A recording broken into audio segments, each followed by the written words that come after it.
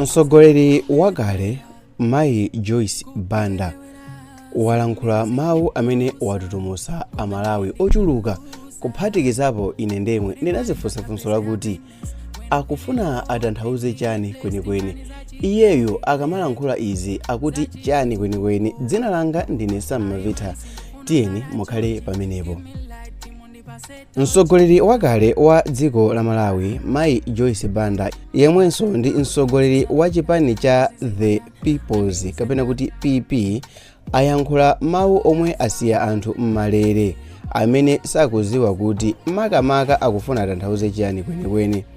A Joyce Banda pa 27 November anafika pa sukulu ya primary ya Chilipa 1 mboma la Mangochi kumene anakachitisa msonkhano omwe mwazina a Joyce Bandawo cholinga chawo chinali kulimbikitsa Malawi kuti asataye chikhulupiriro ndi dziko lino.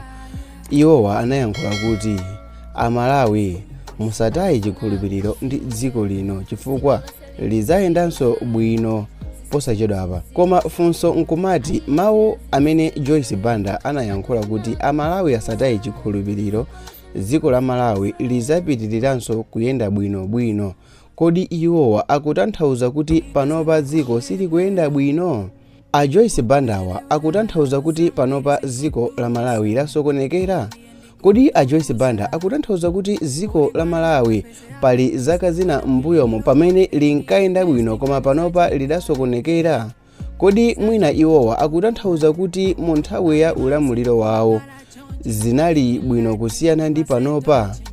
Pena mawu a Joyce Banda akumapangisa anthu kusowa chonena poganizira kuti a Joyce Banda ndi chipani chawo cha PP ali pa mgwirizano ndiponso amamvana kwambiri ndi chipani cha MCP, ndipo iwowa akati dziko la Malawi lizapitiriranso kuyenda bwino Amalawi asadandaule. Akutanthauza kuti MCP yomwe ikulamulira panopa sikuyendesa bwino dziko.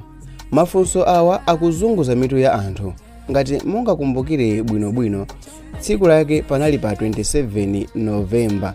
Pa siku ili monga mwa nthawi zambiri Mayi Joyce Banda anafika pamalo a msonkhano ndipo bambo akunyumba kwawo a Richard Banda omwenso anakhalapo mkulu wa mabwalo a milandu mdziko muno kalero.